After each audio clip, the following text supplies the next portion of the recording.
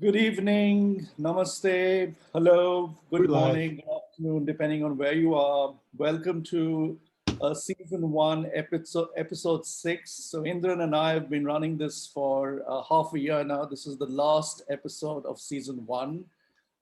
As many of you know, that this is a series we both started in way back in the 1990s, early 1990s in New York, in our studio apartment, where we would have readers and we would pass a hat around and collect money and deduct the money for the wine and cheese and divide the rest of it to all the readers. And it was a wonderful, wonderful thing. And we just restarted the series. Well, we had a party episode in December last year, and we started it formally this year. And this is the last episode of the season one, and next month we start season two. So welcome everybody. We have four incredibly fantastic writers. We have Kim Roberts from the US, Cheran from Sri Lanka, C.P. Surendran from India, and Sandra Yannone from the US. And my partner in crime, Indran, is sitting in today. Where are you, Indran?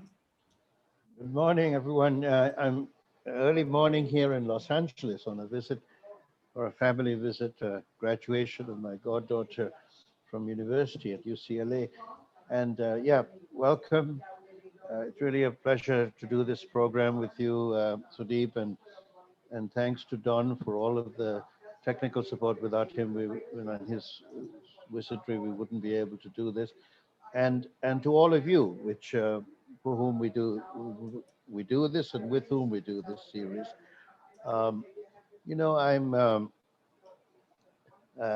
I didn't realize that we deducted the money for the wine and cheese from the. I did so. I guess we paid ourselves back. But let's pay ourselves back with poems today, as we don't have any wine and cheese at hand. And I'm really thrilled to introduce Kim Roberts. I mean, there's a very personal reason beyond and poetic reason as well for my friendship with Kim, and it goes back to a wonderful magazine that she founded and ran for 20 years, the Beltway Poetry Quarterly, which she very kindly passed on to me to run as the new editor back in 2018, and I and Sarah Kale Marin have been editing the magazine since then, but with great gratitude for the pioneering work she's done in introducing poetry and poets from the Beltway region. And now we're expanding it to poets from all over the world and translations and criticism as well. So thank you, Kim, for that. Kim is a poet, an award-winning poet, a literary historian, and an editor, and she lives in Washington, D.C. She has authored 5 essential books of poems, and edited 2 sort of groundbreaking anthologies, both of which I hope she will mention in passing during her reading. Uh, and she is the co-editor of the web exhibit, DC Writers' Homes. The 2 books that I mentioned, the anthologies, include A Literary Guide to Washington, D.C., Walking in the Footsteps of American Writers, from Francis Scott Key to Zora Neale Hurston, which was published by the University of Virginia Press in 2018. And then the 2 anthologies, By Broad Potomac Shore, Great Poems from the Early Days of a Nation's Capital, University of Virginia Press 2020, and Full Moon on K Street, Poems about Washington, D.C., which goes back to Plan B Press in 2010. I mentioned the 5 books of poems, each of which I've loved and learned from. The Scientific Method, Word Tech Editions 2017, Fortune's Favor, Scott in Antarctica, Animal Magnetism, the Kimnama, and the Wishbone Galaxy. Without further ado, and with much gratitude, Kim Roberts. Go ahead, Kim. Thank you so much. What a lovely introduction, Indran, and Thank you and Sudeep and Dawn for bringing me on this lovely program. I'm going to read some new poems, poems that I hope will be in whatever ends up being my next book of poems. I'm going to start with a poem that's written in a traditional verse form called a pantoum. It's a very ancient Malayan form. For those of you who are not familiar, you'll hear a lot of repetition. Every line is used twice and they interweave. And since this is a poem about the textile industry, that form seemed particularly apt for me. The textile industry in the United States is historically a Jewish industry. Was the career that my father was in for his entire life as well. And I am Jewish, if I didn't make that clear. So this is a poem called Looming. It's not just the looms, it's what's looming. The rows of women arched over their machines like colorless rainbows. Their smaller hands make them ideal for this kind of work. Managers keep their wages depressed. The row of women mooned over the machines don't complain. The supervisor tells me they are ideal for this kind of work. He yells through a shattering wall of hard sound. The managers keep wages depressed as waves of humid air keep fibers from splitting. No one complains. The supervisor talks through his teeth, a simulation of a smile through a shattering wall of hard sound. They get used to it in just a week or two. The waves of humid air, fibers, and noise splitting. It's not just the fibers, it's the whole fabric. The sight of his teeth in that simulated smile and his reassurance that the women like it, that they get used to it in just a week or two. These colorless rainbows. Their smaller hands bear every thread. They carry the whole fabric. It's not just the looms, it's what's looming, and his reassurance that the women like it. This next poem that I want to read it uses a lot of extremes from the natural world, from animals and insects in there. So I mention the greater wax moth, which has the ability to hear at the highest known frequency of any animal. Blue whales, which are the loudest known animal. They can actually vocalize at a volume of over 180 decibels. And I mentioned bees, which bees can perceive color just as humans do, but they also see ultraviolet light. And it turns out that flowers have these incredible patterns that are only seen if you can see ultraviolet light. So what we think are beautiful flowers, we're only getting a small part of that. And this is also written in a traditional verse form. This is written in a villanelle. So you'll hear some repeating lines here as well. There are 2 refrain lines. This is called The Fullness of Beauty. I'm pressed against the limits of human machinery, presbyopia, neuropathy, the failure of words. I'm not party to the fullness of beauty. The greater wax moth can differentiate each female's distinct wing beat and pulse its timbre, while I'm pressed against the limits of human machinery.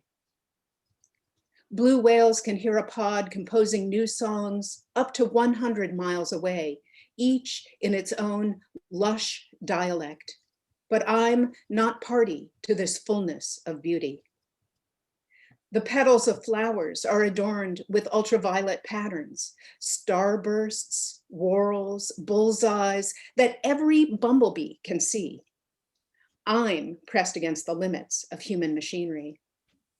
Some birds develop splendid jewel-like sexual ornaments so conspicuous they become metabolic burdens.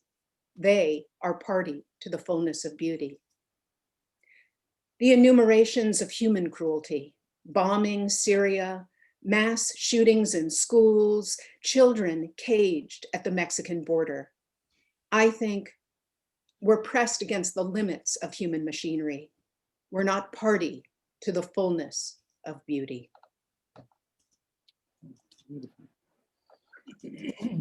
Excellent, really beautiful.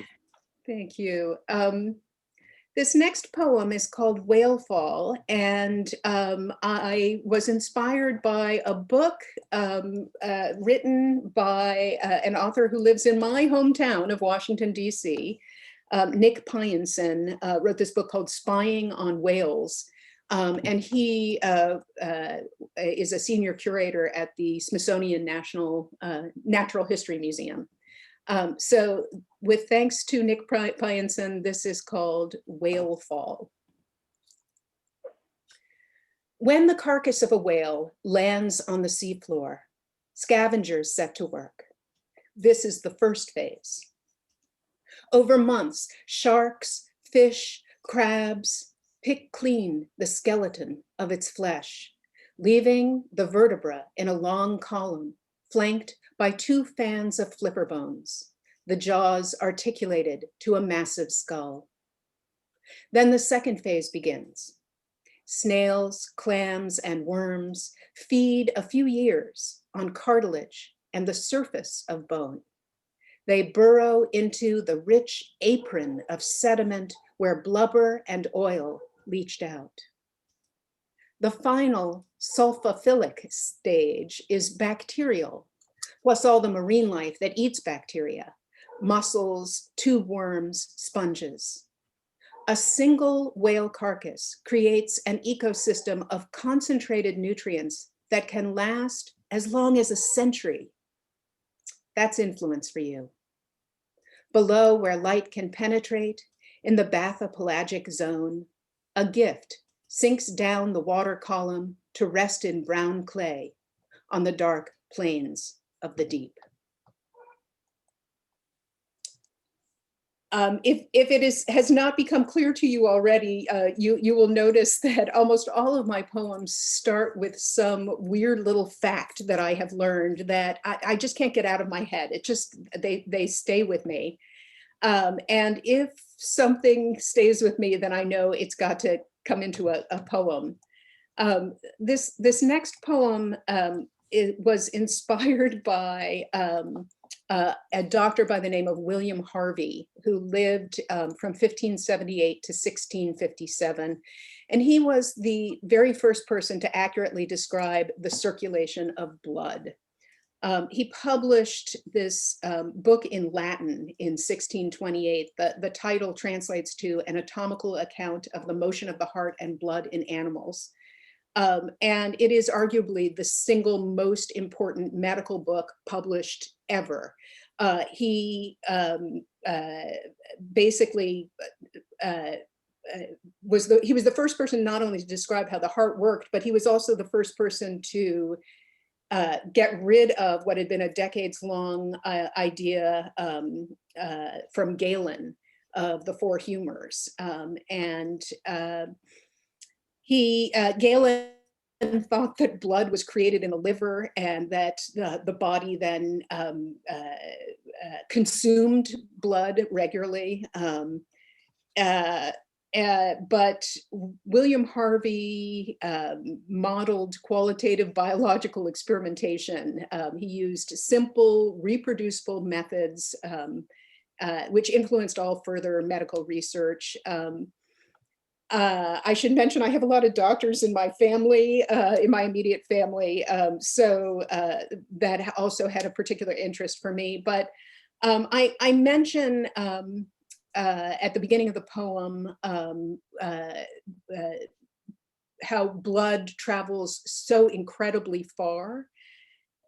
So I want to get this straight. I will read from this. So the circulation of human blood really does travel approximately 12,000 miles in a single day, which means that my blood could go from my home in Washington, D.C. all the way to Madrid and back again in a single day. And Harvey was the first to be able to show how the heart worked like a pump, and how the heart and the arteries and the veins were a single system. Anyway, so this is called An Anatomical Account of the Motion of the Heart, which is based on the title of his own book. Long introduction. Short poem. My blood could travel from my front door to Madrid and back home again in the length it circulates every day inside my body.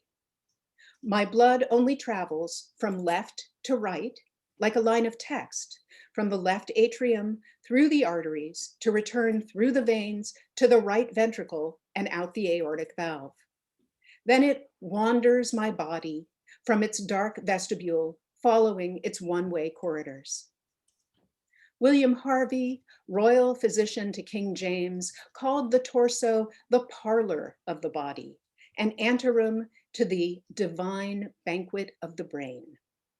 He conducted public autopsy lectures for 7 years, raised a storm of lucubrations with his revolutionary experiments. He mapped the route of blood in the eel, the snail, the pigeon. In humans, he measured 10 pounds and 6 ounces of blood passing through the heart each half hour. My blood travels from left to right, just as Harvey mapped it, a valentine through that faultless muscle.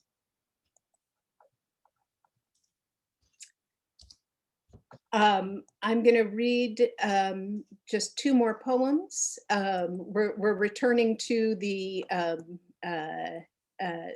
oceans with this next one. This poem is very much influenced by my experience of aging and living in an aging body. For those of you who are not women, I should explain the title. The title of this poem is Gravida Zera Para Zera. And that's just common medical terminology that doctors use to denote the number of pregnancies, gravida, and births, para, that a female patient has experienced. So the title is simply that the person being discussed has never been pregnant and has never given birth. Gravida zera, para zero. I mention Dr. Michael Kant. He's a professor of evolutionary biology at the University of Exeter in England, and he has studied killer whales. So this is Gravida zero, para zero. Only the females of 3 species, killer whales, short-finned pilot whales, and humans, outlive their fertility. So menopause is a biological rarity.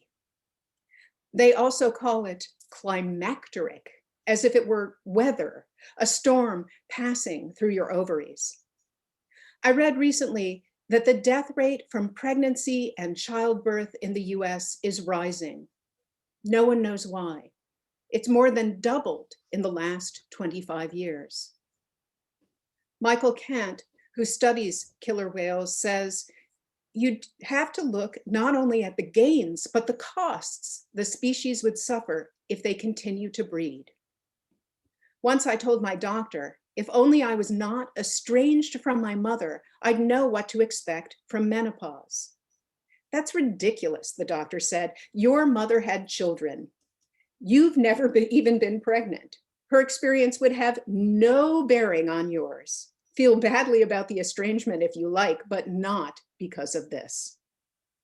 All women are different, but the basic menu, what the Japanese call koneki, remains the same. Hot flashes, bone loss, fluctuating estrogen levels, poor memory, sleeplessness, vaginal dryness, higher risk for heart disease. The mystery is why I feel better than I have in years.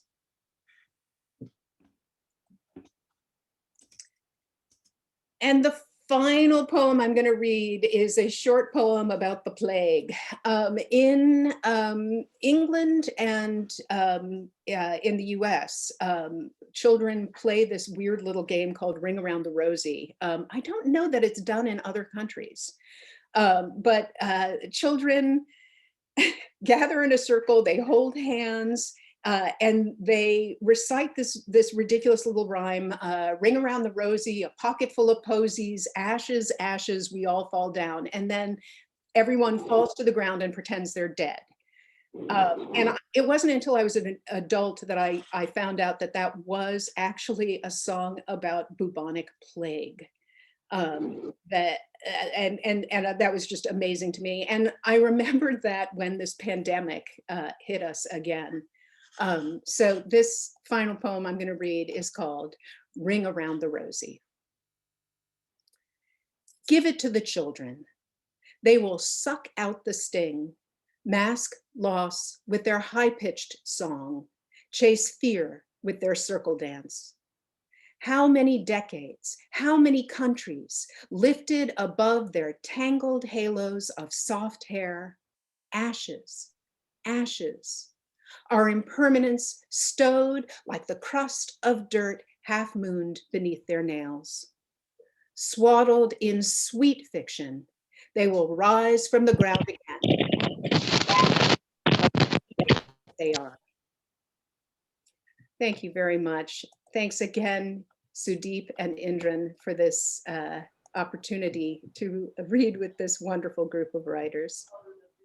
Kim, It's just amazing marvelous work. And the poems are just so tightly wrought and unusually, I wouldn't say unusually, of course, they're so fabulously well structured. It's almost like a masterclass for people. You know, you had villanelles and proper verse forms, you know, immaculately metered and trained. So it's really a treat to see that poetry, even though your subjects are so wonderfully unique and contemporary, can also fuse older forms with such clarity. So thank you really a lot.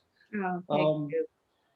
Just had one question for you. Well, before I say that, you know, I actually until now didn't know Ring Around the Rosie was the actual title. In India, we have a bastardized version. We used to say Ringa Roses.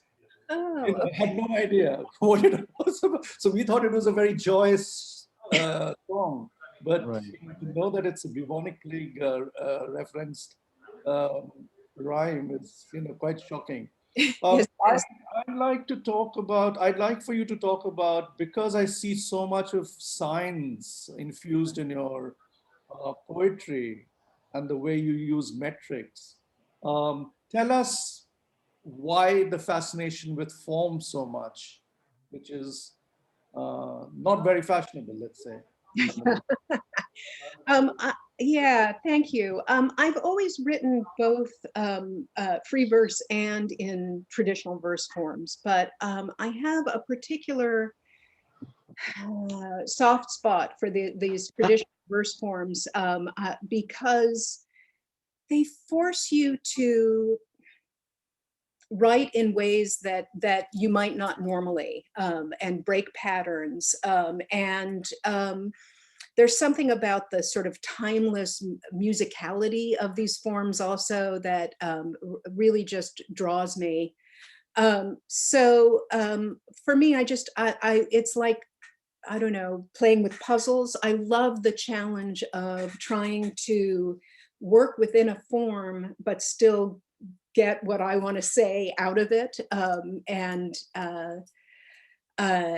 and find ways to sound like myself and sound contemporary without falling into what some of the form's older ways of speaking.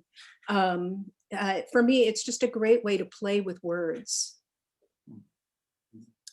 Thank you. Yeah. Indran, do you have something? Indran, you're muted. Oh, sorry. Yeah, I had muted myself because anyway, I was allergic, nothing to do with poetry, but with the pollen in this area. No, wonderful poems, Kim, really. And actually, I- the scientific method, the poetic method. I mean, poetry and science. You know, I think about the relationship between what the scientist does with the microscope and in the petri dish, and but and you know, you're working within forms, certain practices, and using certain instruments, but you're working with this incoherent imagine, you know, your life and creation, and creating and looking for new you know, antidotes, or whatever it is that you're searching for in bringing two different elements together. And I don't know, I just think about that, and I think about your ability to be so contemporary and refreshing, and yet writing in, you know, in these received forms which you make your own. I mean, the villanelle in particular for me is such a haunting piece. You know, the that repetition, which about beauty and about the machine. You know, that is not quite there, and yet you make a perfect poem. I think of Yeats as something to perfection brought, you know, that you make that happen in that poem. And so congratulations and thank you. Um, and look forward Kim, to more, and look forward to the book. if, since we were talking about science and poetry, I may want to alert you to this wonderful, wonderful book you may enjoy. These are a series of letters between Einstein and Rabindranath Tagore. Rabindranath Tagore won the Nobel Prize for Literature in 1912, the only Nobel laureate in literature. But the interesting thing is, they both met. I don't know where. I think maybe with Robert Frost or something. They were walking in the woods, and you think that a Nobel laureate in physics and a Nobel laureate in literature would, you know, talk very seriously about each other's fields. But actually, if you read the letters and the essays that came out of it, it's just beautiful philosophical treatises on life and living. So I thought I'll just, you know, alert everybody out there, because it's often neglected. It may be published by Cambridge University Press or Macmillan, I'm not sure, but easily found out. So thank you very, very much. Thank you. Thank you again, Kim. And yeah, and of course, Yeats was helped nominate Tagore for that prize. And you know, the only poet from the Indian subcontinent who has ever won that prize. So that's another question about prizes, and but let's another subject. Let's go on to our next poet. I mean, look, talking about the subcontinent. I mean, this is really the great poet from my homeland, and he has made a new home in Canada. He's made a new home in exile, in migration. You know, he's I go back many decades with him. First met in the late 80s in 1987 in Colombo, actually, in the capital of Sri Lanka, as it's called now. And we met at the International Center for Ethnic Studies, where we sat together and translated a poem by Sivaramani, a young Tamil poet from Jaffna who had committed suicide, and a great talent lost. But some of those poems remained, and there was a small, thin volume of poems published in Tamil, I believe. And working with Cheran's Tamil and my English, we put together a version which was included later in a magazine in New York, Bomb magazine, along with other poems that I suggested were representative of Sri Lankan poetry, translated into English or written in English. English, of course, being one of the Sri Lankan languages. And which, of course, Cheran is a master in English as well, but he doesn't write poetry in English. He writes poetry in Tamil, which is then translated into English and many other languages. His work has been translated into more than 20 languages, and he has published 15 odd books of poetry. So it's a considerable body of work written over many years. He's also a sociologist, a professor of sociology at the University of Windsor in Canada. he writes academic articles, essays, and so on in English. But his work has been, emblematic of so many things. I would recommend you, and I can share later an essay on his work, an introduction to his work by Geeta Sukumaran, a wonderful poet and translator who has translated some of his poems into English. He's been translated by many different eminent poets, and I believe he'll be reading in English, but of course, if you wish Cheran to share, just to hear the sound of the tabble of one of them, it would be lovely to hear. Old friend, fine poet. I leave you with Rudramurti Cheran. Thank you.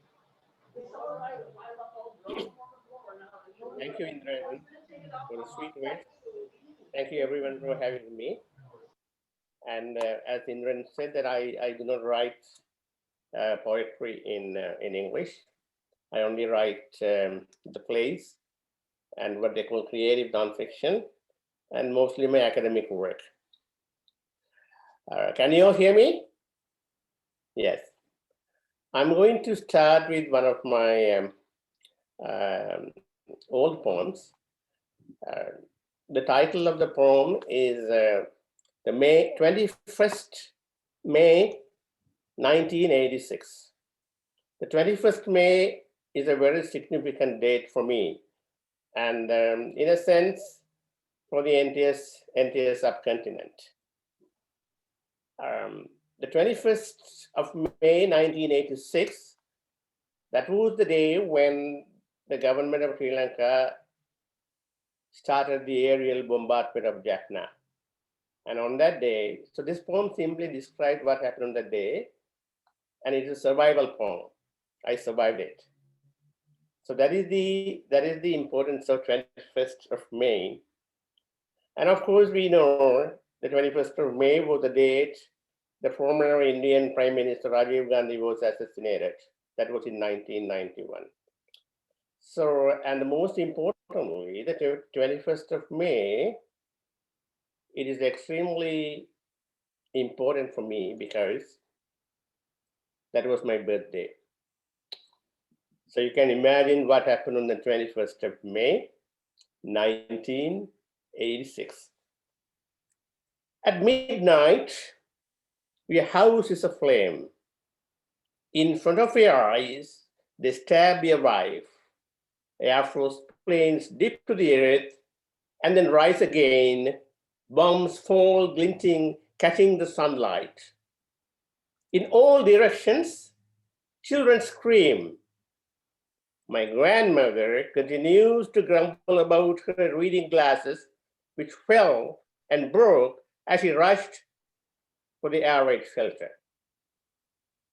The director of the blood bank informs us,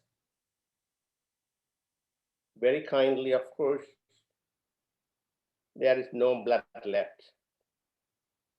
I searched for a friend who was looking for another friend, and who was looking for another friend, lost in an entirely friendly skirmish. A few folk discussing whether this is a democratic revolution or a socialist revolution are demolished by the cannon fire.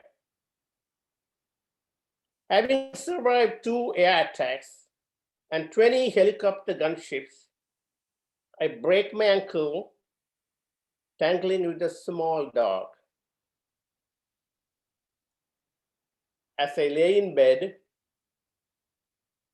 an intellectual friend brings me Zen and the art of motorbicycle maintenance. The man trying to fix the Red Cross sign on the roof of the hospital falls, picked off by helicopter. All the same, the crows are left, and so is paper. Also, the sound of the machine gun now, as always, remains in the air. That was 21st of May, 1986. And my second poem, so that was sort of in the middle of the war. And my second poem is about, I wrote after the end of the war, or what I call in the first genocide of 21st century, when that was entered into 2009 in May. And this poem is titled Sunset. The sun has set. The sun has set across the spreading fields. The sun has set. The sun has set in the shadow of the woods. The sun has set beyond the anger of the rain, which is yet to fall, upon the hundreds and hundreds of bodies sprawled upon the sand, upon the severed leg, alone upon the seashore. The sun has set. The sun has set upon the broken wing of a quivering bird, which does not know where to heap the loss and sorrow, and searches for a corner in a small cage where it can lurk with my tears, within my tears. The sun has set. At dawn, they arrive with faltering words. The body has not been found. The body has not been found. My third poem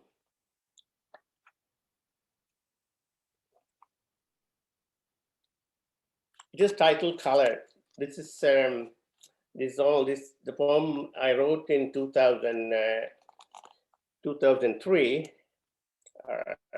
One of my earliest days in living and working and studying in Toronto. On the color. In the street, dry now after a fall of snow, beneath the street lamp with its dim light, the tip of his nose frozen and red, a small Canadian flag pinned carelessly upon his ragged, drooping overcoat, centuries of dirt and stains and beer froth on his long, dense brown beard, a forest green army cap on his head, now shapeless, buffeted by snow, wind, and rain, with hunched back, crooked nails, and long, curly, tangled hair, he lies huddled, his blue eyes blinking frequently, part sunken in darkness, part crazed. And he begs for money and thanks those who fling him coins. I refused. Fuck you, Paki, he said, turning his face away. It was colored. And my next poem is titled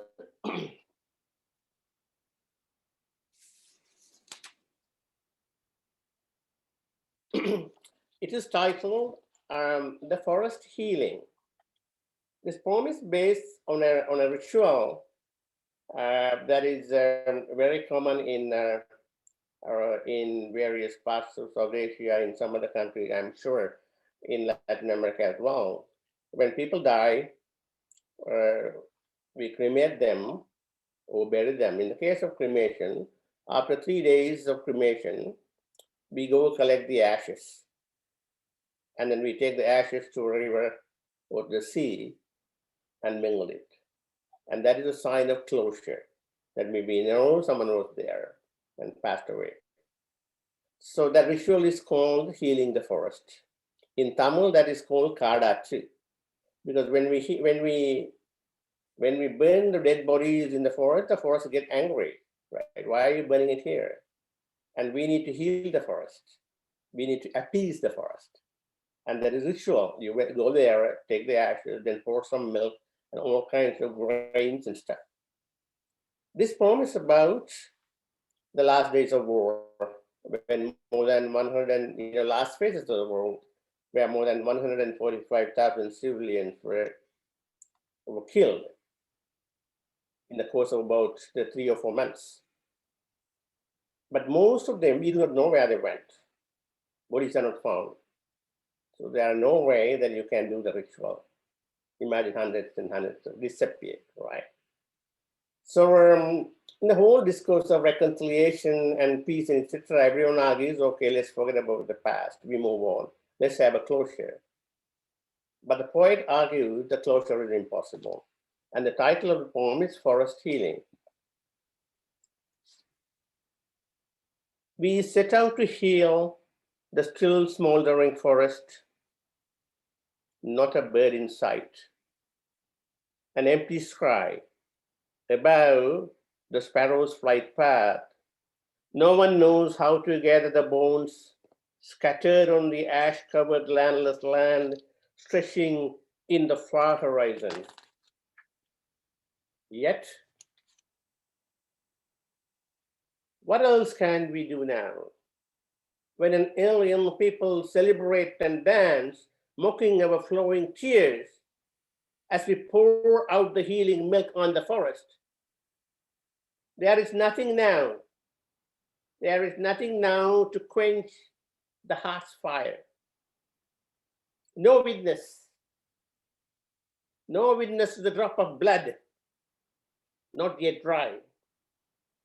There is neither sea nor wind for us to dissolve the ashes, proclaim an end, and close our eyes.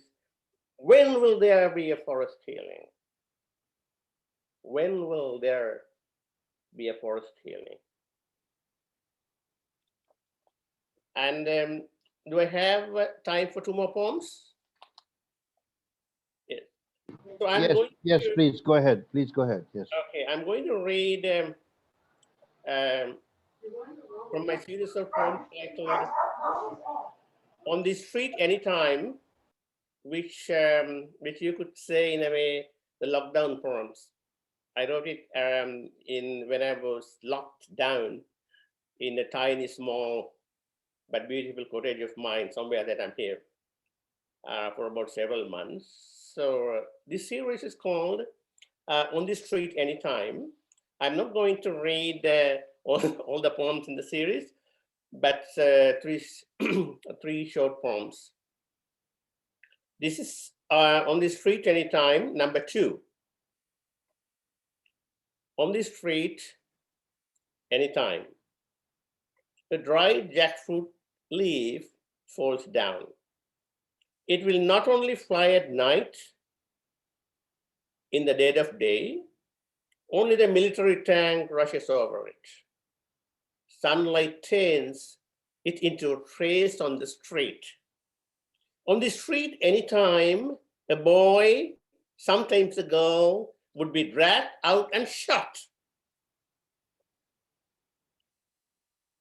Their blood is not wasted. At first, quickly, and then leisurely, it seeps into the paddy field. Before being killed, many are the witnesses who saw his and her eyes. It was the poet's task. It was the poet's task to gather them then. With great wariness, on the street anytime, a murderer falls down. In his fingers, a cigarette waiting to be lit. Without love or claim, the one who tortures it, anytime, is our national anthem. He is the national anthem. The second one in the series, On the Street Anytime. On the street anytime, you can get it with a body. on the street anytime, you can get it with the body. Pleasure is but part of it. Witness, the mere wound. On the street anytime, while we may melt together as body and soul, as the indivisible full form, like dogs, like swallows, like colorless butterflies, like snakes, we can come together. At the end of the fall, leftover leaves are the only witnesses. Enlightenment for the falling leaf, lust for the sprouting leaf. On the street anytime, we can fuck without love. It is unknown how much warmth remains in the sperm that fell on the snow. On the street anytime, I throw out an unfinished poem written on a beautiful colored paper. Whose feet steps on them on the street? The last one in the series. On the street anytime. On the street anytime waits an unfilled pothole. Rain during the winter season, leaves that fall in the cold. The wind that freezes in the chill, fill that hole. Near it, a white policeman shot 2 boys multiple times.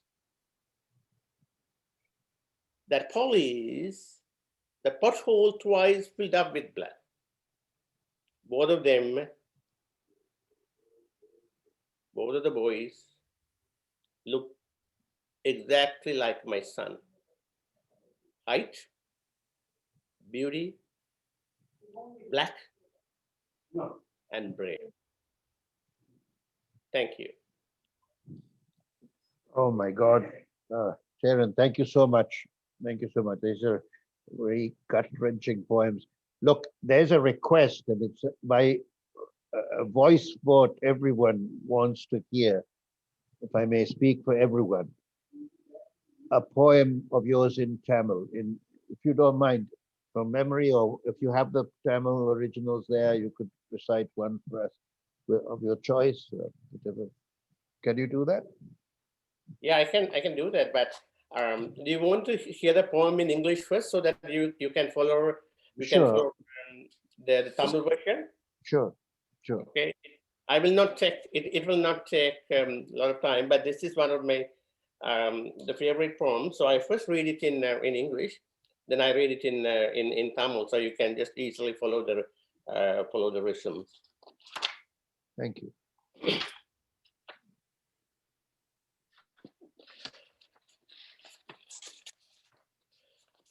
So this poem, I'm a thank Lakshmi Thompson for translating it. So this is, I'm reading from this particular collection. It's a bilingual edition, translated by Lakshmi Thompson. It's called Ask. Ask snakes how to copulate. Ask the morning how to dawn. Ask the trees the meaning of patience. Ask sleepwalkers what color dreams are. And ask refugees how their tears became their prison cells. Ask women and blacks who must walk the streets of this town at night what fear is. And ask the larvae who wear no studs, where the lust lasts for only 30 days. And ask the monsoon where the fish have all disappeared, fish which once sang in still milky ocean beneath the bridge on full moon nights. And ask a lost diaspora what is born out of the loneliness of language. And ask her who flung a living ember of fire upon the icy cliffs of my life, and ask her about the quintessential loneliness of grief. Ask her, and finally, you ask me. when the last train of the evening has gone, and the railway lines shiver and break in the cold, what is to wait with a single wing and a single flower? So that's the translation. So I read the original now.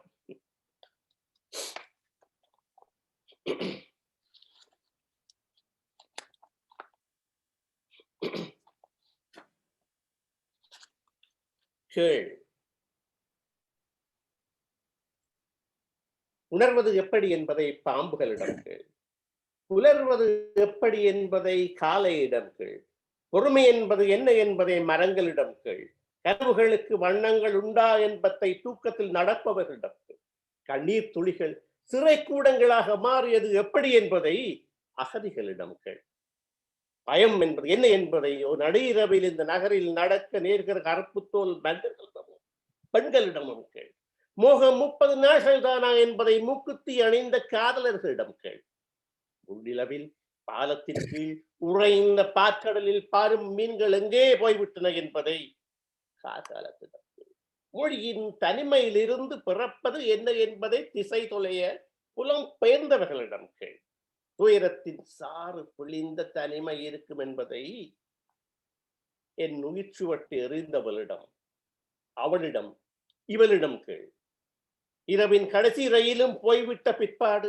தண்டவாளங்களும் குளிரில் துடித்து பிளக்க ஒற்றை சிறகுடன் கையில் ஒற்றை பூவுடன் காத்திருப்பது எப்படி என்பதை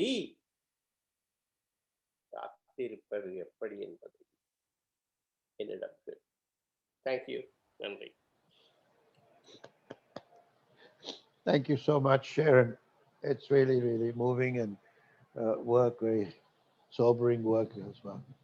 And it really stretches and presents poetry as I believe it should be presented, as about the most essential things about life and death and war and love and peace and the suffering and the pain of exile, of being apart, of the separation, and so on and so much more. But yet, and you frame it in such essential terms when you talk about your son and about the sun, and the fact that one cannot make amends, one cannot pay, do the ceremonies of ablution, for those hundreds upon hundreds, but hundreds disappeared.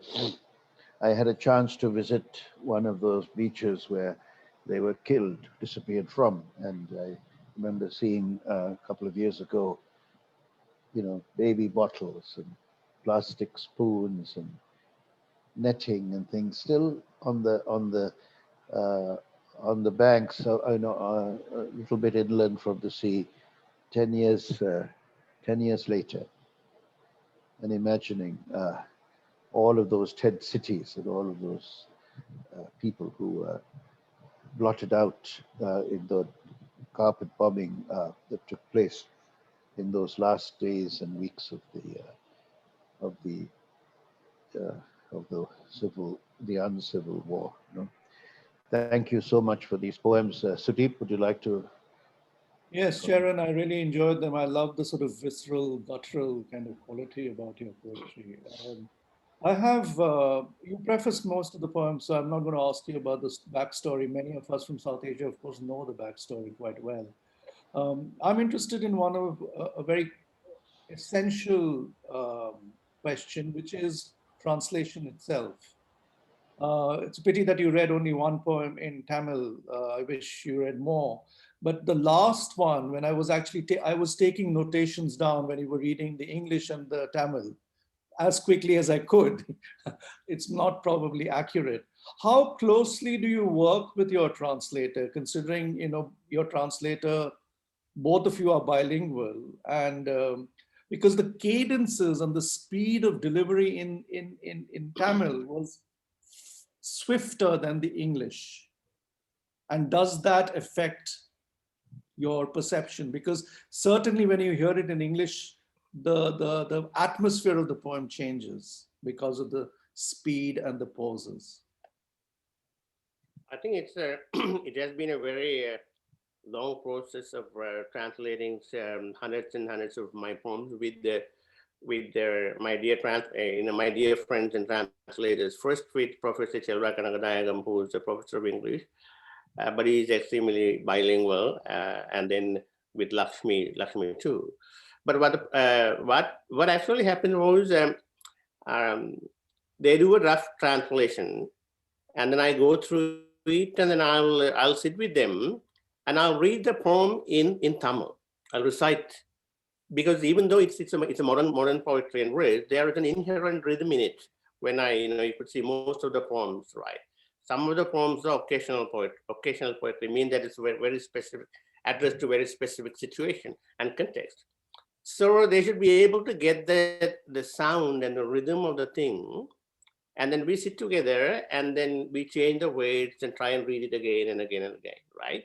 So, and I do the final, when they do the final thing, I'll go through it again. I've been very happy and satisfied with most of the English translation, but in fact, the translation, the Sinhalese translation and Spanish translations, and the translations in Malayalam are the best, especially in Malayalam. It's very close to Tamil. And then I didn't even realize that this sound and this poetry comes close to Spanish. I have a book out in Spanish. It was published last year in Barcelona. So I was reading it in English and they were reading it in Spanish. Then they wanted me to read the one poem in Tamil and Spanish. So I read it in Tamil. They didn't want to hear any English anymore. So it was a bilingual reading of me reading in Tamil, and they're reading, and the other ones in Spanish. It perfectly worked, and every word, every sound, every moment that came into life. Yeah. So I was surprised. I do not know Spanish that much. Now I start reading it. So it's a kind of unexpected surprises and sweet surprises. But now I'm at a position where I'm so deeply steeped into both languages. When I read in English, I don't sometimes think, I'm writing in Tamil and reading it in English, right? There have been several hundreds of readings in English and all other languages. So I go, and some of the poems that I know by heart, some of the poems I do not know. So it has become a very difficult, very different experience. So when somebody asks right now about this thing, I seem to forget that, okay, so these are the ones that I wrote in Tamil, and I'm reading it to an audience only in English, and they are asking me about the translations, right? So I'm so much used to it. And but I also need to quickly add one thing. There are certain poems in the collection which are completely untranslatable because of not only the cadence, but the power of the words and the way I use certain words to mean several meanings, right? In English, you cannot bring in the same thing.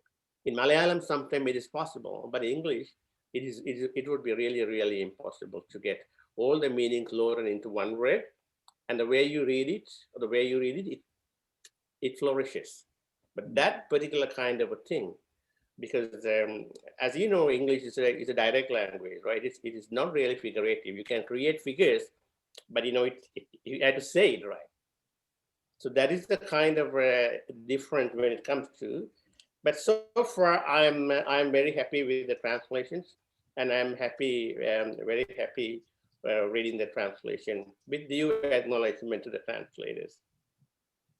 Fantastic. That's really, really a treat. Thank you so much. And it is magical when some languages and your own mother tongue actually, without any planning, resonates so well. It's also the case with Bengali and the South Indian languages. They don't rely on English or Hindi as a via media when they translate. It's direct in many ways. So the translations are richer. But thank you, Cheran. It was a real treat, and especially the last one where the tonality hit home, because I'm familiar with that sound. Of course, yes. Thank you for having me. Thank you. Thank you so much, Cheran. Wonderful. See you again. Thank you. So now we move to Sandra Yannone And Sandra, it's a real treat to have you here. Of course, we see you live all the time. She's one of the real major poetry activists of the current scenario. She is very generous, very astute in her criticism, even when she's panning a so beautifully laced with a rose attar that the person probably thinks it's actually a praise, which is a real skill, I think. But the generosity of your enterprise comes through your poetry as well. I've just pasted if you scroll up, I've pasted Sandra's bio on the side, but I'll also formally read it out to you all. Sandra Yannone's poem and book reviews have appeared in numerous print and online journals, including Plowshares, Poetry Island Reviews, Prairie Schooner, Beltway Poetry Quarterly, Swim Every Day, Live Encounters, Impossible Archetype, and Lambda Literary Review. Her poem Requiem for Orlando appeared in Pulsamos LGBT Poets Respond to the Pulse nightclub shooting, a special online edition of Glass, A Journey of Poetry in August 2016. Salmon Poetry published her debut collection, Boats for Women, in 2019, and her second collection, also by Salmon, will be published in 2022, titled The Glass Studio. She currently hosts Cultivating Voices live poetry on Facebook via Zoom on Sundays. And of course, her website is sandrayannone.com. And you'll see her every day, one way or the other, either as a host or as a reader, or one way or the other. Sandra, real treat to have you here.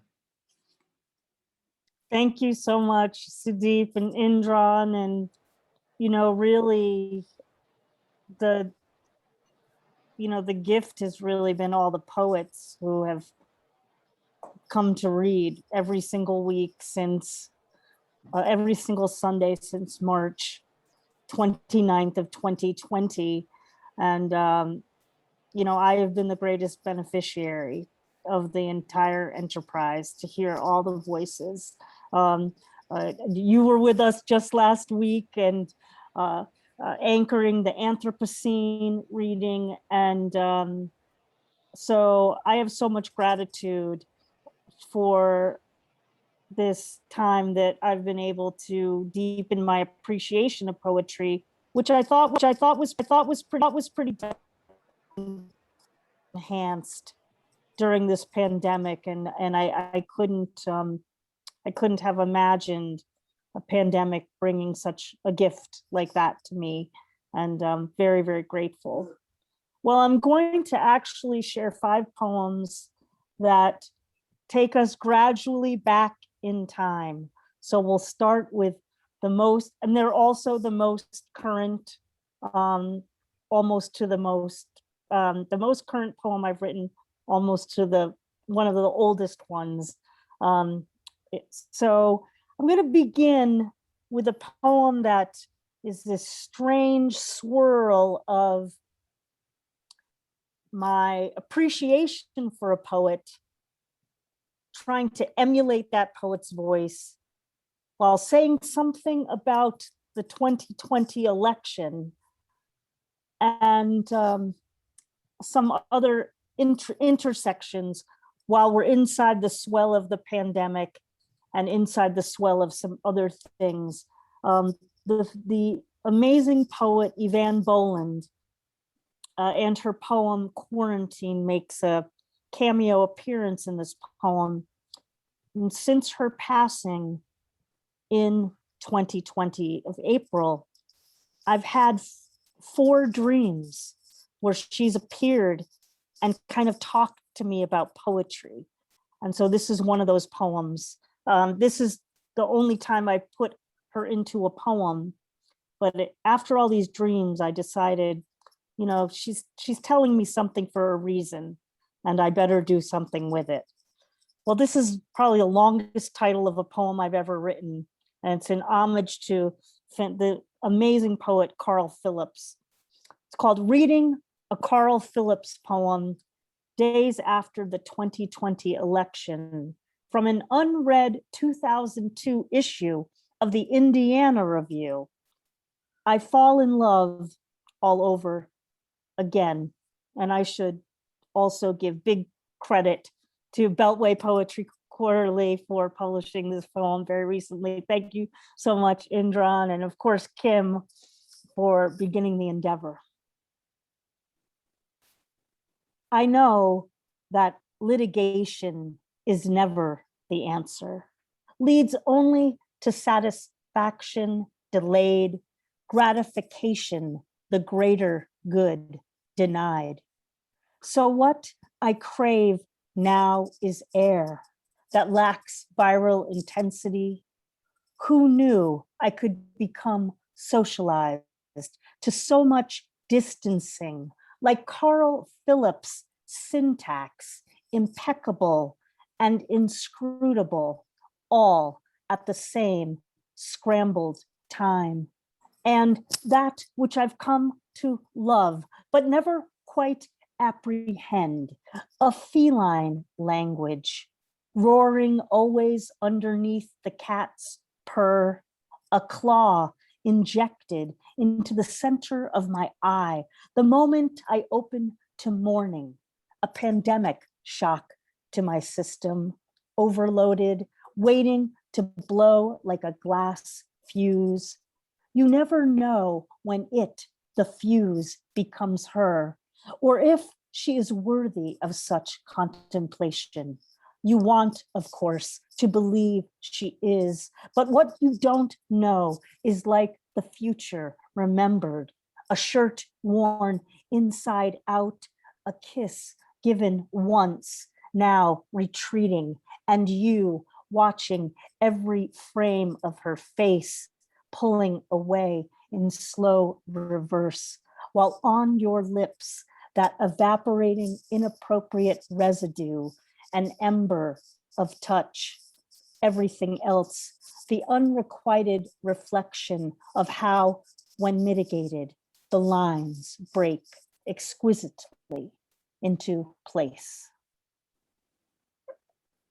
So a little poem there about poetry and many other things. Well, today, thank you, and thank you so much for publishing the poem, Indran, and Sarah, of course, and I love being in that issue.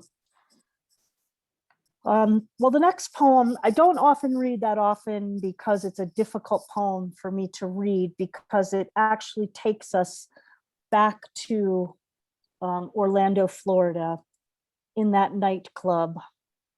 And today is the 5th anniversary of the Pulse nightclub shooting. And I thought it would be more than necessary to read it today in honor of the 49 LGBTQ plus folks murdered in that nightclub. Many of them people of color, and I was thinking about Kim and her talking about the forms. I want to highlight that this is in a sestina and became a sestina for that very specific purpose of that obsession of the repetition. And it seemed like the only way I could get out what I wanted to say. And I started to write the poem really 5 years ago yesterday. I started with hearing in my own head a line about how I still had a pulse. And that began the whole poem and turned into this sestina. It's called Requiem for Orlando. I am struggling now to comprehend my pulse, how I still have one after all the opportunities I've had to die by my own hands, with too many drinks downed in bars, then driving while I waited to become my uncloseted self. And now I have nothing to do but pulse with crackling rage while I raise an empty glass, mourning the fact that you, Orlando, lost so many hearts, lips, and hands, all wanting to give back something to the other hearts that beat like hell on that dance floor before the clock struck 1.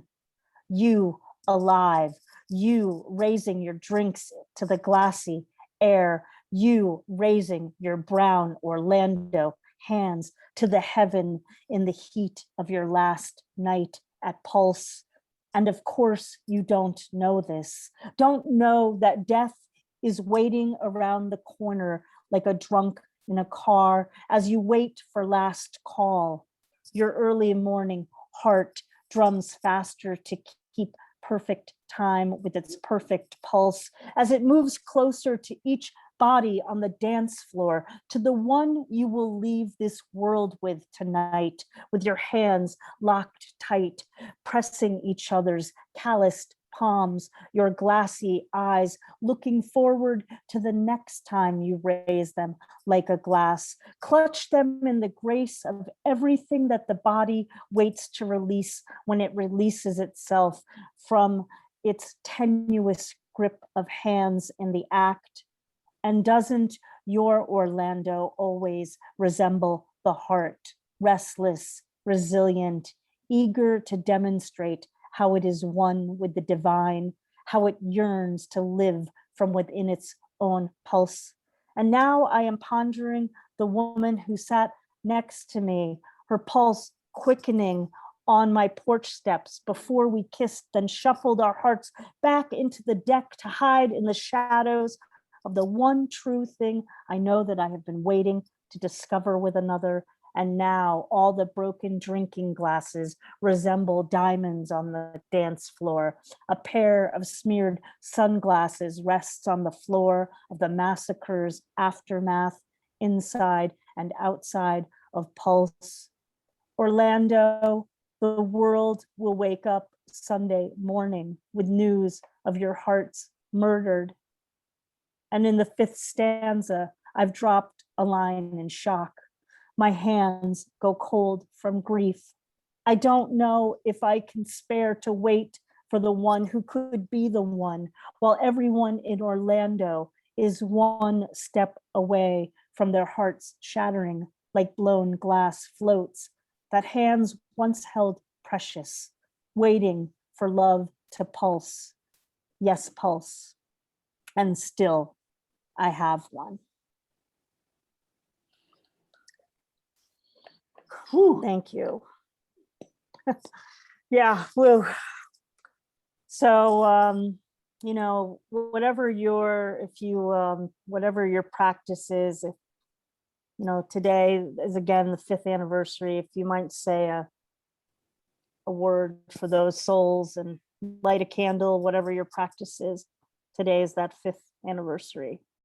Well, I'm going to take us back to 2003 now, and to another event that moved me deeply, which was the death of an activist in Palestine.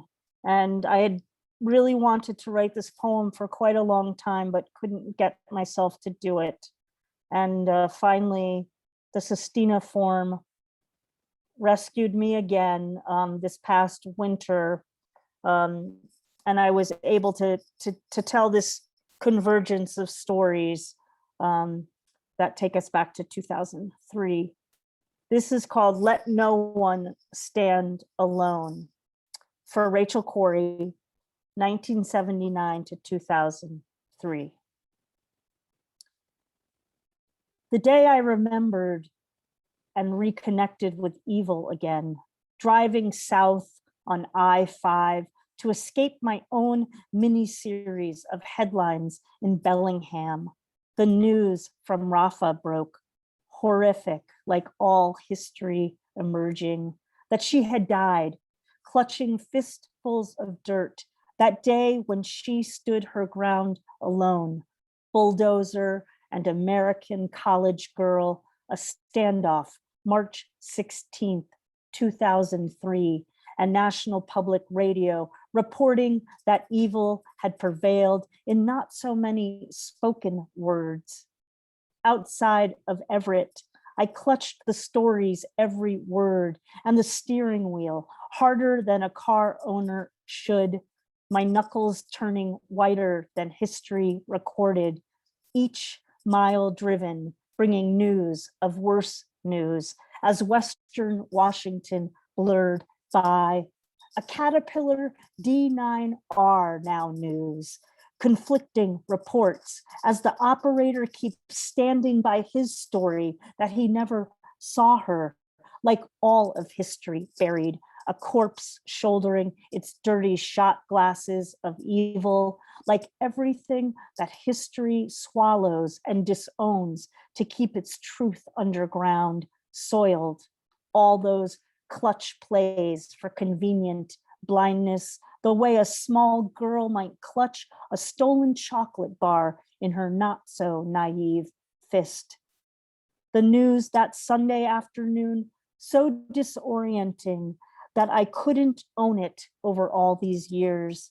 And for days after, everyone I knew stood shell-shocked on the campus bricks, mourning that something so evil could befall on an Olympia family community in spring. We became history, unforgettable, tethered in those distorted budding days, and history would repeat weeks later when a friend, originally from Belfast, clutched his chair's armrests like the side of a lifeboat to survive evil's swells, just hours after speaking at Rachel's memorial. He tried to keep past news from Belfast at bay so as not to confuse everything he stood for from everything crumbling beneath Rachel's own sure feet. But he couldn't distinguish his own grief over Bobby Sands' sister, whom he loved, from this new history still fresh in his mind like butchered meat.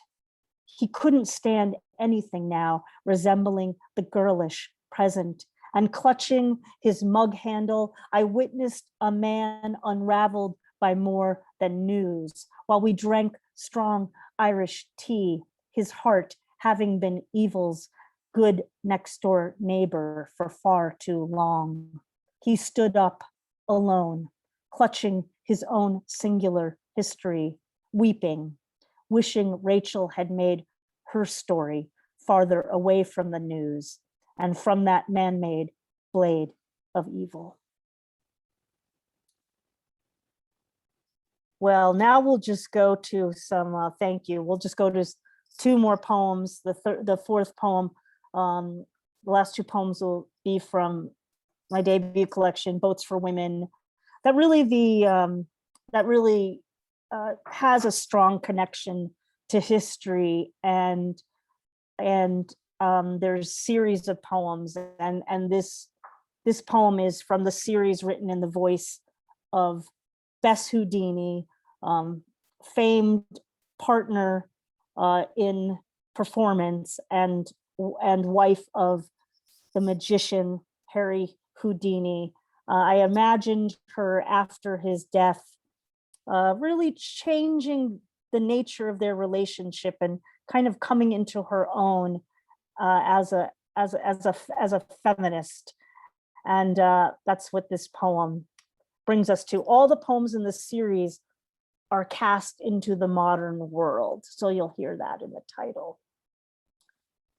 Bess Houdini recalls the curtain in the modern world. Sometimes the hall window holds the echo of your face. It overrides the dark, and the applause like glass panes breaking returns. We're together again, propped behind the curtain, waiting for the cloth to rise and bunch to take our bows. Your left hand picks the same lock in my back each night to rest upon. Sometimes here, after all the defiances, I feel alone and grope for the woman left rusting in the drapery like an abandoned key. I hear the stage's edge call, my feet easily wanting the drop, and the crowds, their hands on all the unrehearsed places. Harry, you set out to disillusion the world. Is this why the window loves you? Thanks so much. And thank you everybody for listening today. This will be my final poem and the title poem from Boats for Women that takes us back to one of perhaps my greatest obsession in life, the Titanic disaster of 1912. So we go all the way back in time from 2020 to today to 1912. This is Boats for Women. Yes, the boat sank. Yes, it broke into like a stereotypical heart until 70 years later, technology caught up and looked its ancestor in the face. Yes is the way the years oxidize the steel, and yes wipes the name Titanic off the bow. Yes are the lifeboats, the davits, the call for women and children first. Yes are the men who cry from the decks. Sometimes when I kiss her, I am leaving a yes on her lips to let her know I will go down with this ship. Sometimes when she whispers, yes, we are staying on board, but there is always room in the lifeboats for 2 more women. Yes is the fact that if we were alive on that night, we would have lived. Thanks to Indran, Sudeep, Don, of course, and to all the readers today that I'm so fortunate to be able to share this salon with, and of course to wonderful audience.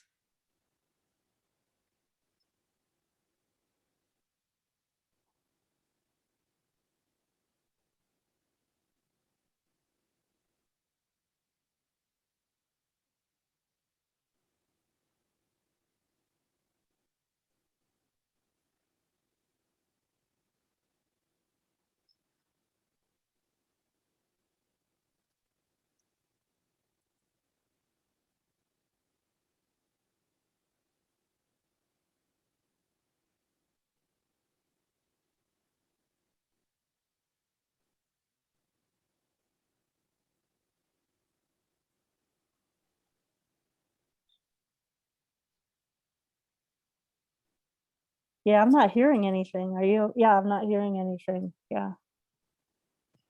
Sorry, can you hear me now? Yes. Oh, Yes. I was going. My apologies. I don't know what happened to the audio. I was just saying that that was the most moving reading I've heard of yours yet, and I was also saying that you speak of essential things. You know, the 2 women on the boat that will not sink. The pulse, which of course this natural metaphor that, and yet this horrible murder that took place at the Pulse nightclub, and so much more. I won't repeat everything. I think we'll have to just read the poems. I'm reminded, you know, something my father used to tell me, you know, that if you could write a half a dozen poems that will last, you know, or maybe stretch it to a dozen. But I think you have those poems already, and you just shared them with us. But of course, there's many more to come. So I'm confident that you'll at least get to a dozen, you know, that will last, and maybe 2 dozen, maybe there will be an infinite number. But you know, wonderful work, Sandra. Thank you for sharing it with us. And look, I know we praise and we praise, but again, I'm losing. You're not hearing me again? I can hear you, but You yeah, hear me? Okay. I was able to hear you. Okay, all right. I can hear you, yeah. All right. In any case, thanks very much, Sandra. And Sandra, okay, go ahead, sorry, Sudeep. there was a power outage in Oh, This so you is were the- not hearing this is me. the Okay. reality of transcontinental shows, and if you are hosting it from South Asia. So I've just ran in, got a Yes. battery backup from from my partner, and I'm running this off the hotspot. So that's why it disappeared. And yes, so Sandra, thank you a lot. I had a bunch of questions, so sorry I disappeared. So what I want to talk about is your first poem with your longest title ever, which should get the world record for the longest title ever. But then you use that structure this way, vertically. It's also one of the thinnest poems, probably like Pablo Neruda's elegies, which are shaped like the country comes from, Chile. And then, of course, you have the other poems, which are densely packed and really, really solidly, embedded together. Talk us through some of your structures, because that's often never gets talked about. Only content gets talked about. Well, when I started writing poetry, I used to write what I would call box poems. They were just these. That was my name for them. They were deeply narrative, and I wasn't even really paying that much attention to the line break. I was paying more attention to the length of line and having them be neat and tidy. And not thinking about really the spatial quality, and what could happen with that. And so today's selection, if you were to see them, you would see the sestinas, certainly, and they have their own form that drives the narrative, actually. But that last poem, what I've thank you for just noting that they're very, very narrow lines. I mean, just a few words a piece, and not even uniform stanzas. There's two lines and then one, but for me it was all about how to allow the poem to kind of punctuate each word, and allow the white space on the page to kind of enhance the poem. And so I've started to really think about the complete architecture of a poem, and not necessarily just the words, but every element of how that poem is coming together. And gave myself some license then to take a very the poet James Wright also had very long titles, and I was reminded of that when I wrote that particular title. So yeah, I'm very interested in making sure that the poem is doing all of its work on all of the pistons. And so, I mean, very much like Kim, certainly, in using the pantoum and the villanelle, like thinking about how the length of line can enhance the sound and what you're trying to say. And I felt like Carl Phillips was a good model of that. Always watching how he does that. Yeah. The other interesting poet I was thinking of when I was seeing that poem was also Yusuf Kaminaka. Yeah. Who also uses poem really interestingly. But thank you so much, Sandra. It was a real treat. Sorry for the brief blip. I'm still on battery. So if something happens, then just Indran will take over. Indran, you need to be on standby. Thanks for your persistence. No, you have to keep it going. You have to keep it going. And so finally, we have C.P. Surendran. We've been doing this for a year, for half a year now, and Indran has already introduced some of really top-notch Sri Lankan writers. And so far, I have resisted bringing in Indian writers because I said, since I'm one of the hosts, I can't sort of be biased about it. So since it's the last episode of the first season, we have the first Indian writer to be featured here. And this is a dear old friend, C.P. Surendran. We go back a long, long way. That's one of the beauties of curating this international festival, that Indran and I also go back so far that over the years we have accumulated colleagues and friends who we have loved and fought with and loved again and admire. So and Indran brings 2 writers to the show and I bring 2 writers to the show. It's also a special day. I've just put his bio on the chat, but let me read it out formally because that's important. C.P. Surendran is a leading Indian poet, novelist, screenplay writer, and columnist. His latest volume of verse is Available Light, Collected Poems from Speaking Tiger, preceded by Portraits of Space We Occupy, which is published by HarperCollins, Canaries on the Moon, and posthumous poems by Penguin, and Gemini 2, his first book way back. We were published, I think, in the same year, the first time when we started our career, 1990. That was published by Penguin.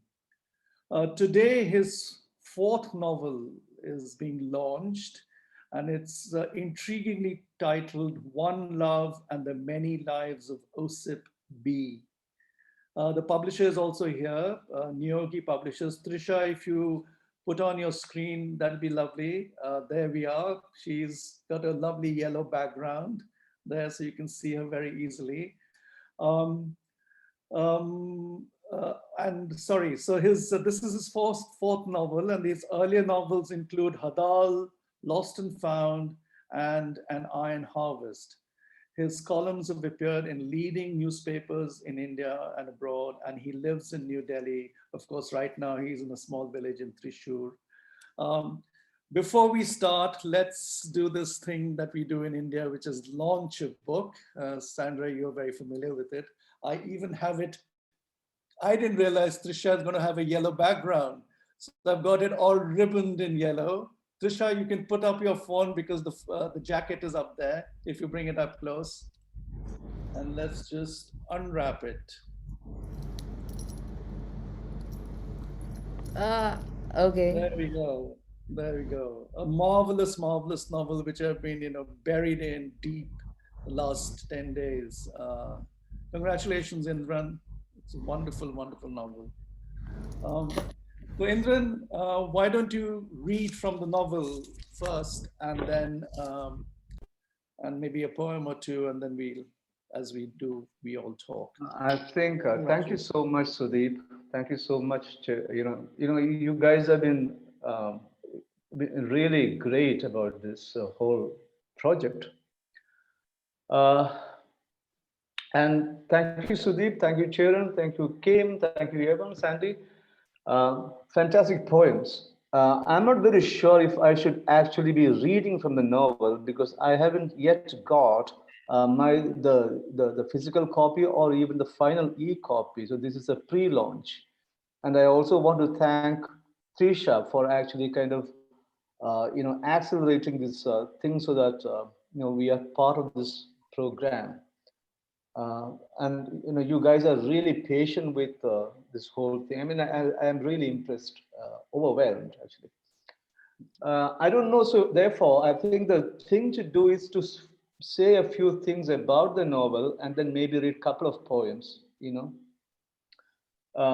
guys are from all over the world, and this particular book has taken me about 7 years to write, and it has gone through huge amount of changes. This is actually about an 18-year-old man, young man, falling in love with his teacher, who is a British citizen, Elizabeth, who vanishes.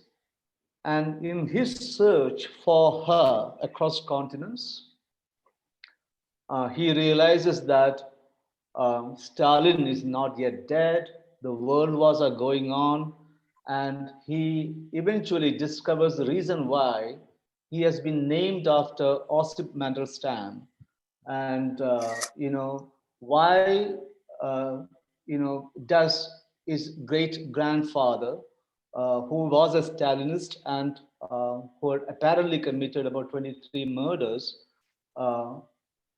taken this particular name for him. So Osip Mandelstam and Stalin are voices which come now, now and then in the novel. And the central story is this romance between Elizabeth, this transgressive love affair between the student and the teacher, and what happens to them. So themes involved in this relationship actually are quite a few. Nationalism for one, patriotism for one, for another, right-wing Hindu sentiments for a third, uh, uh, fake news media, women's rights, individual and group identities, and the existential problem of a dysfunctional man in a deranged world. So it is a fairly complex novel from my perspective, and I am not very sure if I have actually succeeded in putting these things together into a emotionally charged fiction format. I have tried my best. So that is what the novel is about, and it is in very many ways topical, but I am thinking that the topic as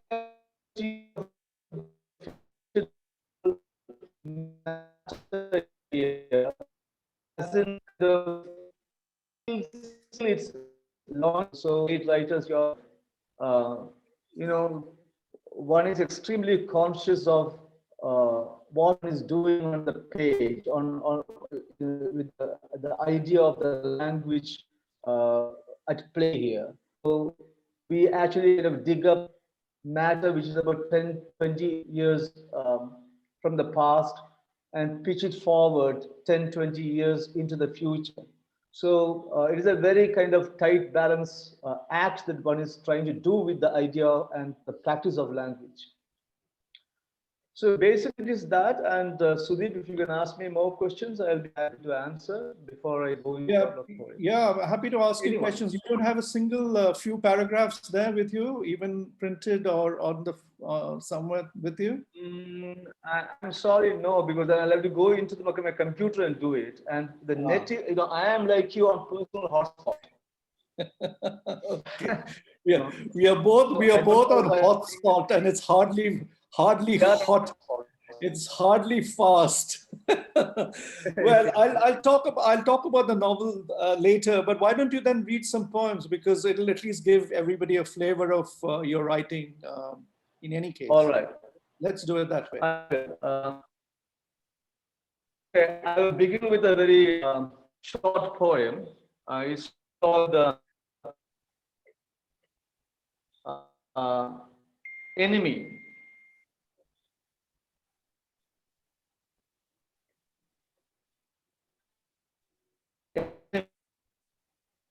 I just fought this war and minding my own business and drinking beer. Then I met this girl, Joes, who wrote poems on the back of napkins. Show me your heart, he said. Don't have one, I said. She said hearts were what made her go. Finally, I dug up the old dark thing, and she said, oh, but this is a grenade. I told you, I said, and bit the pin. Which is actually about a guy's return to war and is very shy of feeling his heart.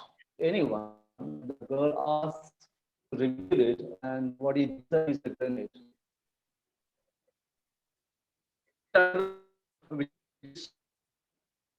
My father, who's a writer who died about 10 years ago, and he was suffering from Alzheimer's. So I wrote about, I think, 30 poems on him, Park, and this is one of those poems, Threshold. The roses are on their own, the grass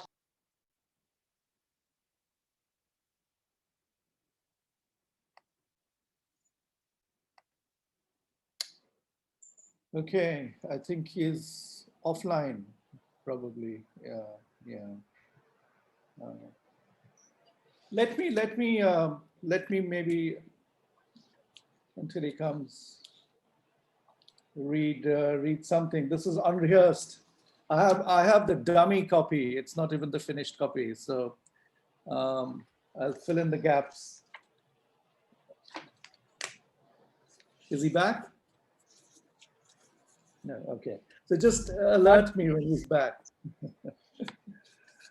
So Osip, the name of the character is Osip Balakrishnan. It's obviously a play on Osip Mandelstam. Oh, CP, are you back? Can you hear us? Yeah, faintly, yes, I can. Okay, you disappeared. So I was trying to fill in the time by trying to read a bit from your novel. But are you back? All right, let me just read the first page, perhaps. Osip Balakrishnan, outlaw.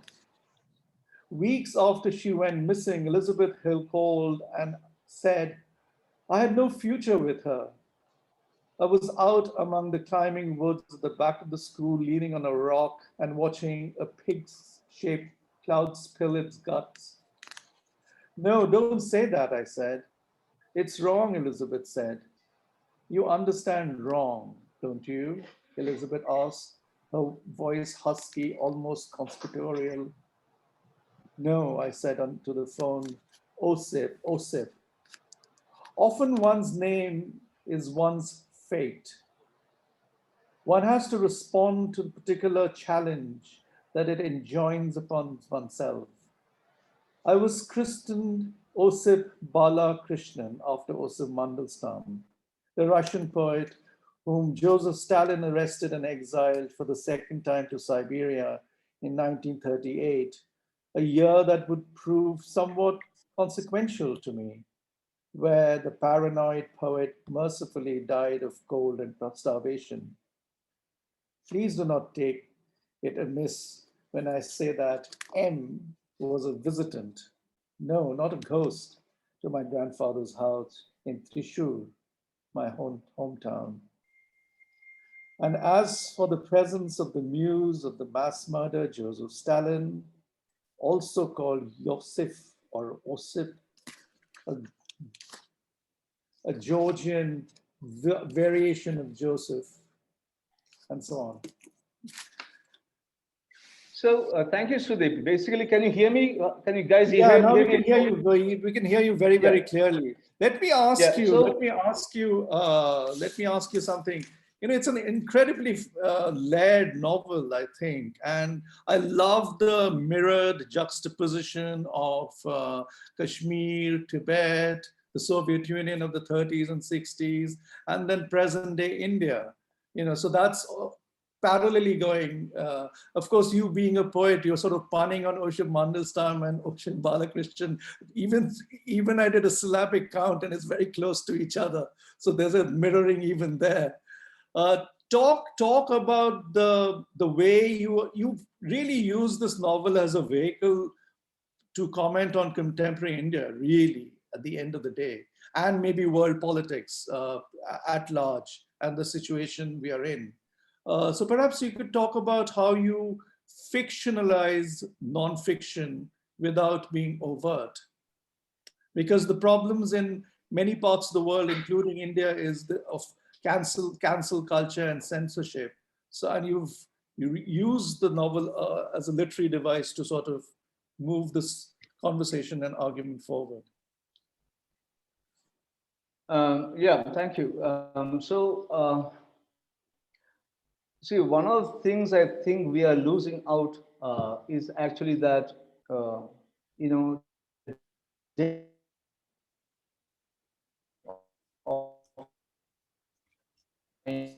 Surendran, can I interrupt you? I actually believe that Surendran, one yes. moment. Can I interrupt you? Can I suggest that you turn your video off for now? Because I think it's interfering with it's taking up too much of the bandwidth, so we can't hear you well.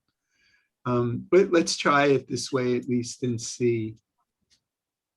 Okay. Yeah. So I have done that. Is it better Oh, now? much better. Yeah, the sound is much better. Yes, go ahead. All right. Yeah. So I'm trying to work a whole bunch of characters around the idea or rather the simplistic notion of a binary world.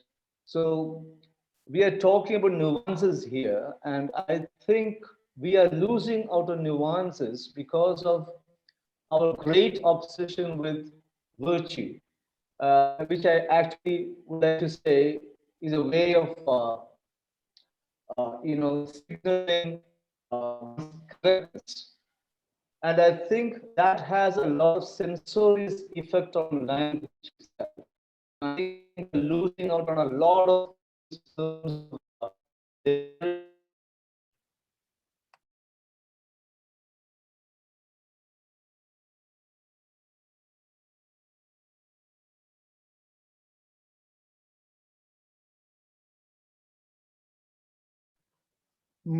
I think we have lost him again. Yeah. Trisha, do you want to say something as a publisher, perhaps, until he comes back on? Yes, absolutely. First of all, thank you very much for launching the book, pre-launching the book. It is actually um, thank you very much for that, and glad you have dummy copy with you right away. We've launched the book on Kindle today itself, so it's available globally on Kindle now. But the print copy, the thing, we have to wait for it for some more time. But the interesting story about how this book came about was during lockdown. I had put out an interview on national media that I'm actually looking for a book which talks about cancel culture, which talks about the pandemic, the deranged system that we have. I'm looking for romance and things like that. And just when I sent that piece out, I got CP sir's mail, and I was like, this is serendipity, this is it, this is. And then the very same day I read through the entire manuscript, and I was like, yes, we have to do this.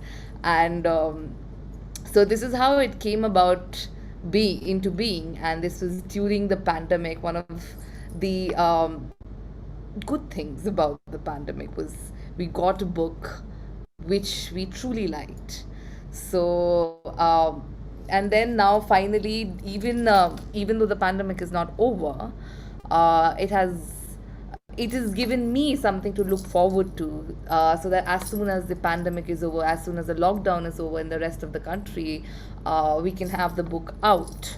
And I've realized a lot of people are actually looking forward to the book since the day we put out the news that this book is going to come out. We've got several, just today itself, after we post the invitation card today, we've got more than 10 pre-orders within India already. So thank you for doing this. It's in a time when books are not being bought that in that number where people were. This is something of a good news to publishers all across the country and perhaps all across the world. And yeah. Thank you. Thank you. CP, are you, can you hear us? Can you hear us? Yeah, Or very perhaps- well. Very well. Oh, good. Very well. Okay, good. Why don't you make your presence felt? Yeah. So I'm waiting for this novel to make a statement, as it were, in terms of its own presence. So I don't know how much one can actually talk about it in that sense. Sure. But my feeling is that, not to lose the suspense or the narrative, what do you call, tension, or losing of it in a kind of a creaturely, uh, what do you call, enterprise. So my hope is that Osip actually moves in his in his search for Elizabeth from one point to another, not only in terms of geographic locations, but also in terms of his own growth, and how in that growth, 100 years of state terrorism, uh, group terrorism, I really believe that the group identity, which is very, very vital for all of us, is a historic need, can actually have a very negative effect on the individual as well. And I don't think we talk about that with sufficient, at sufficient length or depth. And I'm hoping that this novel is able to create some sort of a debating space around it, so that people can at least talk about these things. Right now there's the censorship we are talking about is limited primarily between the state and the group.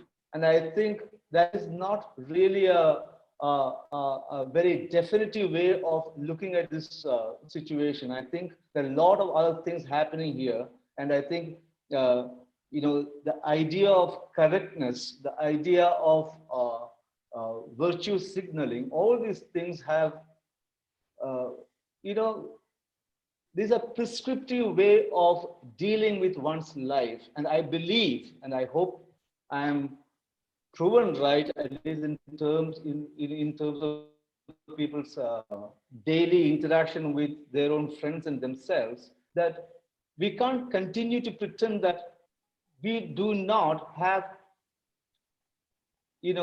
need for experiences. That is how we learn. That is the entire idea of art.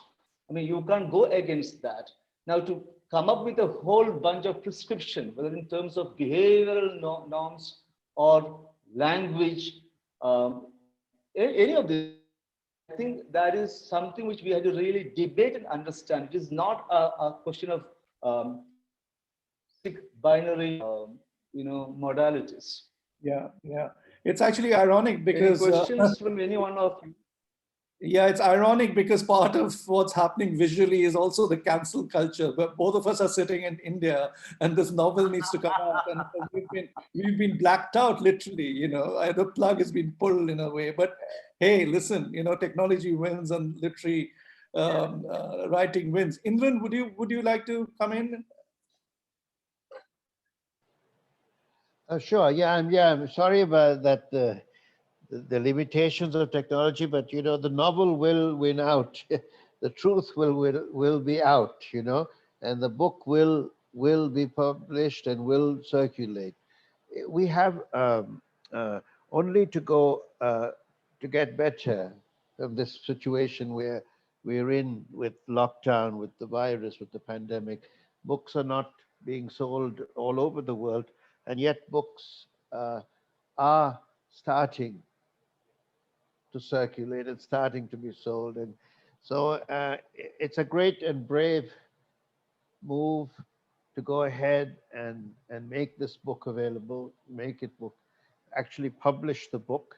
So many books have been held up, waiting for the right moment to be released. So many books came out unperceived because of the pandemic. They came out just last year, and they seemed like they came out 100 years ago. Time moves so fast, and yet it's static in this pandemic. And so it's a moment of celebration, despite obviously all of the lamenting that we're doing now around the world, and in some countries more than in others because of just the severity of the outbreak. But very happy that this book exists. It will soon exist in physical form. I had a book come out last year. It was published in August, and I only just got a physical copy the other day, and that was through a lot of complex shenanigans to get actually a physical copy of the book. Here it is. It exists. It's a year old, almost 10 months old. But now I have my first physical copy of it. It was published in Peru. It's a wonderful press, and I'm not. And I'm happy I'm just saying that it's been difficult, this period, you know, and it'll only get better. And I'm very happy and grateful that Surendran's book is now going to be available to us. Thank you. So CP, how's your bandwidth? Do you have a short poem we can end it with, because you've not really read properly? No, I think somebody is volunteering to read something of the novel, from the novel, and she has a better bandwidth. She's from the US. I think she is a participant in the chat room. Okay. Oh, I see. If you I want see. to.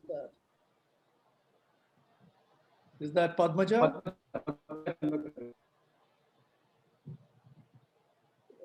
Padmaja, you're muted. Padmaja? Hi. Hi, Hi. everybody. Are you able So to hear me? Yes, we can. Maybe a couple of minutes, if you can just read for a couple of minutes. Yeah, sure, happy to. Program. So this is part of a conversation between Osip and Arjun, who is a columnist. And so there are many of these voices. And so this thing about, I don't know, cancel culture, but everything comes through in such a funny way that this is the one on my screen right now. So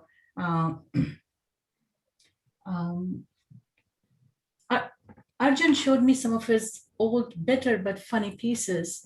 I admit I would be in jail if I wrote some of my old stuff now. It's misogynistic, I can see that. But misogyny is a kind of sexual orientation, you understand? It's genetic. But I can't say that. My voice is being silenced. My voice. Who will talk about my transgressions except me? The individual is more important than groups. I nodded in agreement. My words slurred. I'm just sad in my country. You would be sad anywhere. That's who you are. Sad people have no country. Indeed, this might well be that epic time.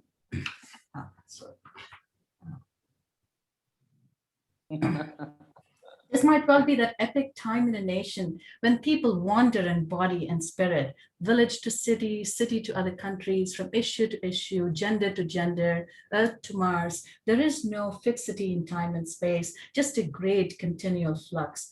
He looked around for his glass. He could not immediately spot it. It was on the second rung of the bookshelf right next to Ezra Pound. They just don't know they're adrift, you see, and such paranoia. No one much cares though, because we're all growing insane together. We had a few more drinks. Stop here. Thank you. Thank you, Padmaja. You're welcome. Thank you, Padmaja. Thank you for rescuing us with quicker bandwidth. Yes. we have been cancelled out here, clearly in India. So CP, Cheran, do you want to come on screen? We'll just wind up now so we can see everybody.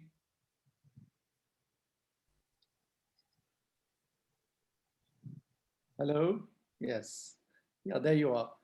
So we managed, you know, between sure, Don's capability, and there's Cheran. So thank you Sudeep, very, very Cheran much. You and Cheran have great patience, you know, great patience and great persistence. Thank you. So thank you for a wonderful, wonderful evening, Cheran, CP, Sandra, and Kim. And what a lovely program.